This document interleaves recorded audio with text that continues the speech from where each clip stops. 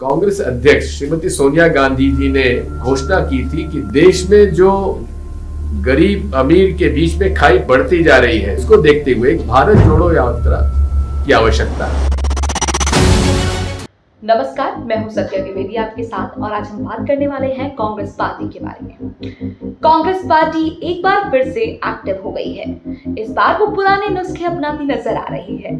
राहुल गांधी जमीनी स्तर पर खुद जाकर आम जनता से मिल रहे हैं, जिसके लिए कांग्रेस पार्टी ने एक अभियान भी जारी किया है। यह कांग्रेस कमेटी ने भारत जोड़ो यात्रा लॉन्च करने का निर्णय लिया। भारत जोड़ो यात्रा अभियान, जिसमें कन्याकुमारी से शुरू होकर ये यात्रा 3,570 किलोमीटर का सफर तय कर 150 दिन बाद जम्मू कश्मीर के श्रीनगर में खत्म होगी। ये यात्रा 12 राज्यों से गुजरेगी।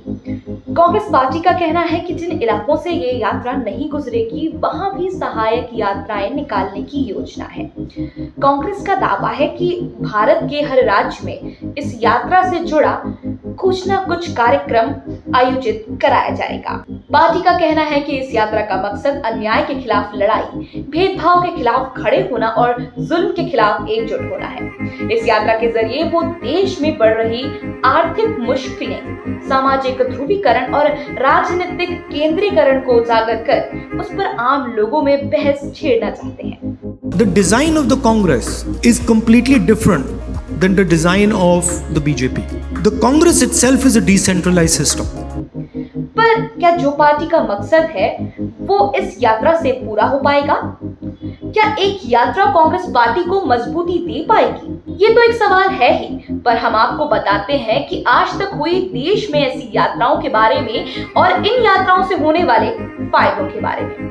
पहली बार जब अंग्रेजों ने हमें नमक बनाने से रोका था, तो साल 1930 में गांधी जी ने 385 किलोमीटर पदयात्रा की थी और दांडी में जाकर नमक बनाया था, जो कि दांडी मार्च कहलाया था।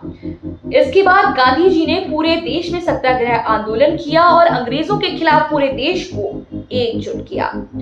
आजादी के बाद भूदान के लिए आचार्य विनोबा भावे ने 1951 में 13 साल तक ये आंदोलन चलाया, जिसमें जमींदारों से जमीन दान करने की अपील की और करीबन 60,000 किलोमीटर चले और 44 एकड़ जमीन उन्हें दान में मिली, जिसे उन्होंने गरीबों को दान किया।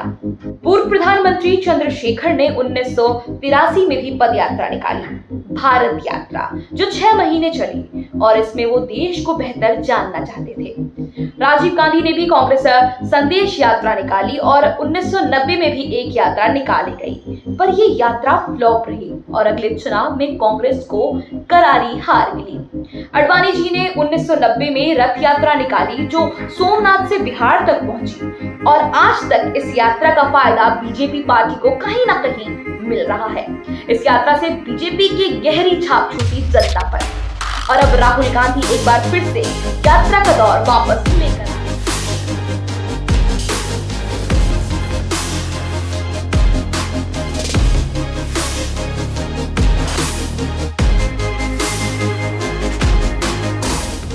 राहुल गांधी की इस पद यात्रा से क्या कुछ फायदा होगा, ये तो 2024 के चुनाव ही बताएंगे। पर क्या बस 150 से दिन लोगों के बीच जाकर उनकी बात सुनकर लौट जाना काफी है कांग्रेस की वापसी के लिए? हमें लगता है कांग्रेस की वापसी के लिए 365 दिन इसी रफ्तार से मेहनत करनी होगी। विपक्ष का कर्तव्य निभाना होगा ताकि लोगों को महसूस हो कि बीजेपी के अलावा भी कोई बड़ी पार्टी है देश में। बाकी 150 दिनों बाद क्या होगा ये तो वक्त ही बताएगा, पर अभी इस यात्रा का ये असर तो दिखाई ही दे रहा है कि बीजेपी नेता और प्रवक्ता कहीं ना कहीं इस यात्रा से खींच रहे हैं।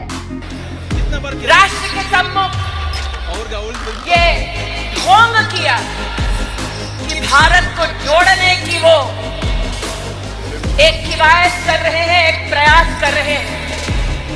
This is blatant instigation of violence, Mr. Rahul Gandhi.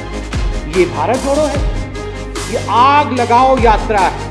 बाकी आपको क्या लगता है, ये यात्रा कांग्रेस पार्टी के लिए रथ यात्रा की तरह एक कमबैक हो सकती है या फिर राजीव गांधी की पदयात्रा की तरह ही फ्लॉप हो जाएगी? हमें कमेंट कर जरूर बताएं।